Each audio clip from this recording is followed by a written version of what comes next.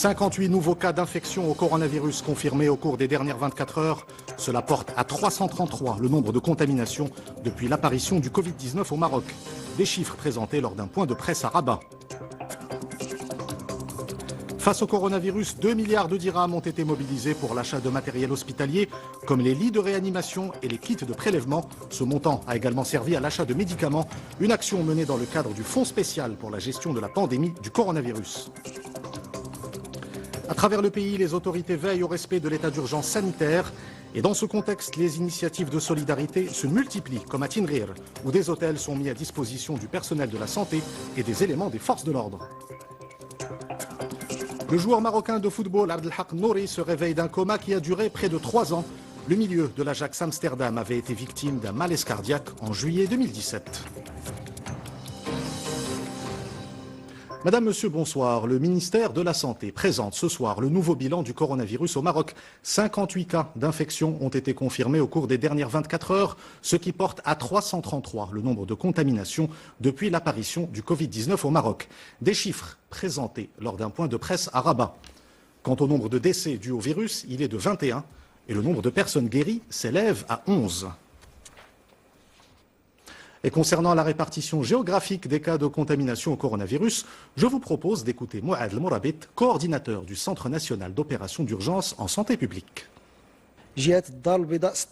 En ce qui concerne la répartition des cas par région, la région Casablanca-Stat arrive en tête avec 104 cas, suivi de la région Fes Meknès, 63 cas et 56 recensés à Rabat Salé Kenitra.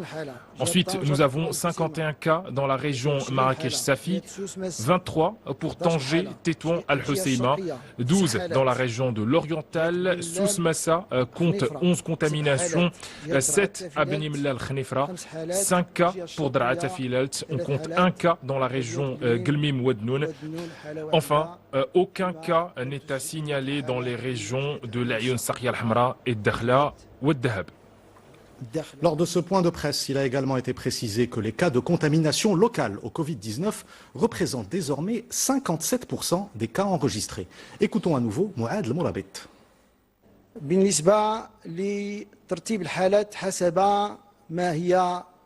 En ce qui concerne les cas recensés jusqu'à aujourd'hui, eh bien, les contaminations locales représentent désormais 57% contre 43% pour les cas importés.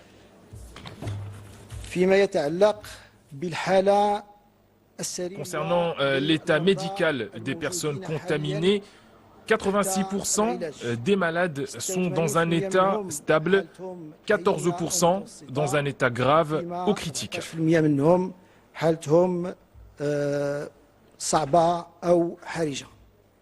Et pour renforcer le dispositif médical face au Covid-19, 2 milliards de dirhams ont été mobilisés pour l'achat de matériel hospitalier, comme les lits de réanimation et les kits de prélèvement. Ce montant a également servi à l'achat de médicaments, une action menée dans le cadre du Fonds spécial pour la gestion de la pandémie du coronavirus. Hind Mnadnbi. C'est un outil crucial de gestion de l'épidémie de coronavirus, le fonds créé suite aux hautes instructions de Sa Majesté le roi Mohammed VI, intitulé Fonds spécial pour la gestion de la pandémie du Covid-19.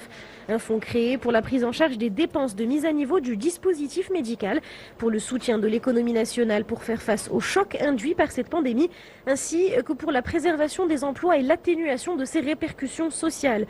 Dans ce cadre, un communiqué du ministère de l'économie et des finances précise aujourd'hui que 2 milliards de dirhams ont déjà été alloués au renforcement du dispositif médical.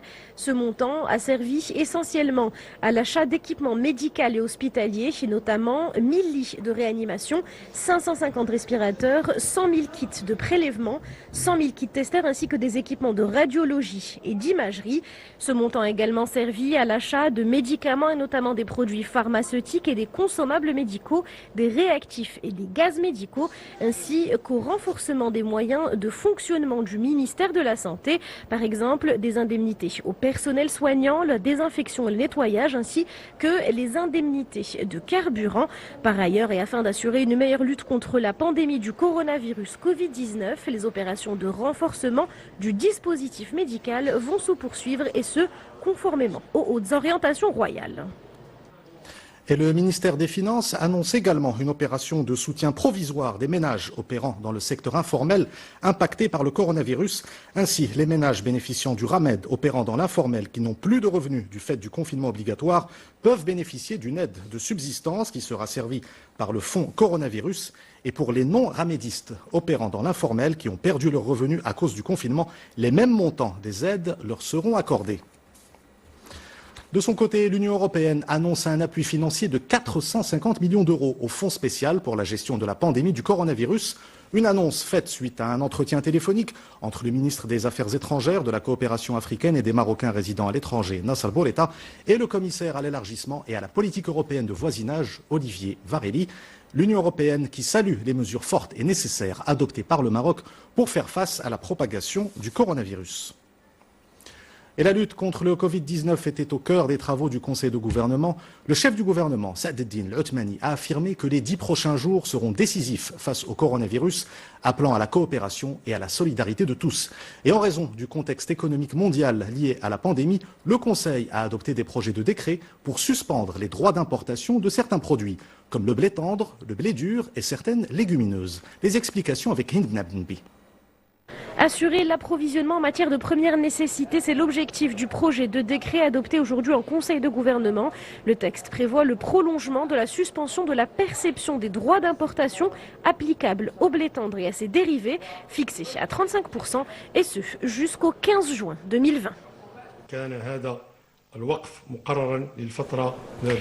Cette suspension, qui avait été décidée auparavant du 2 janvier 2020 au 30 avril 2020, permettra de garantir un approvisionnement normal du marché national du blé et d'assurer la stabilité des prix sur le marché local.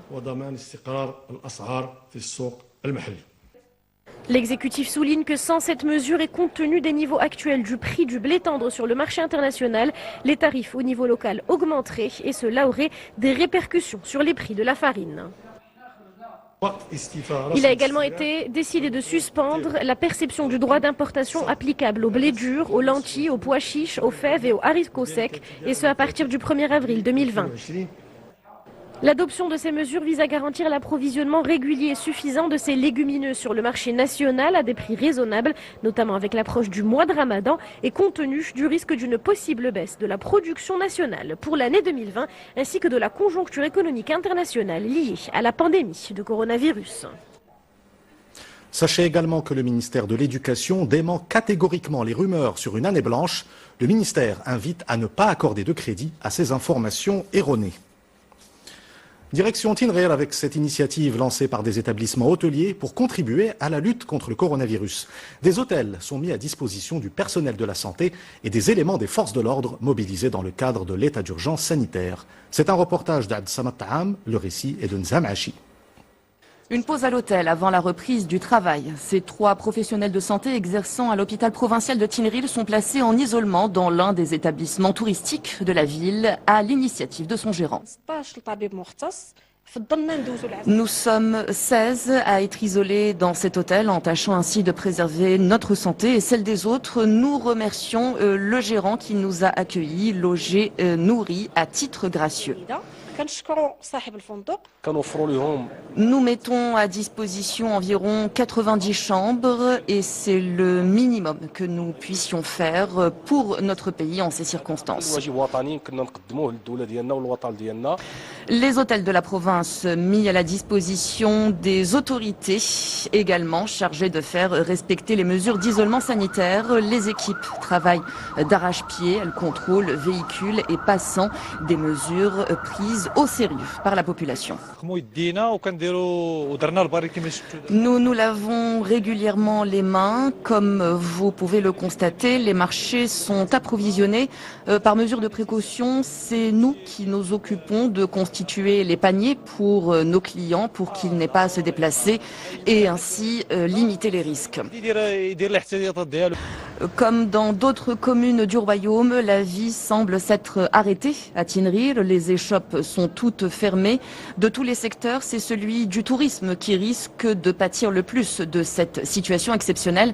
La capacité litière est de 2000 lits, une situation qui place la santé et la sécurité du citoyen au-dessus de toute autre considération. Je vous rappelle qu'un service SMS sur le numéro 1919 permet aux citoyens qui le souhaitent de contribuer au fonds spécial de gestion de la pandémie du coronavirus. Chaque SMS vers ce numéro représente un don de 10 dirhams. Et parmi les mesures préventives face au Covid-19 figurent également les opérations de désinfection et de stérilisation. Dans la province de Taroudant, une association d'agriculteurs a décidé de contribuer à l'effort collectif de lutte contre le coronavirus en lançant une action de désinfection dans la localité de Sebt El Gerdan. Reportage Rafiq Agoumad, le récit est de Salim Abnabou.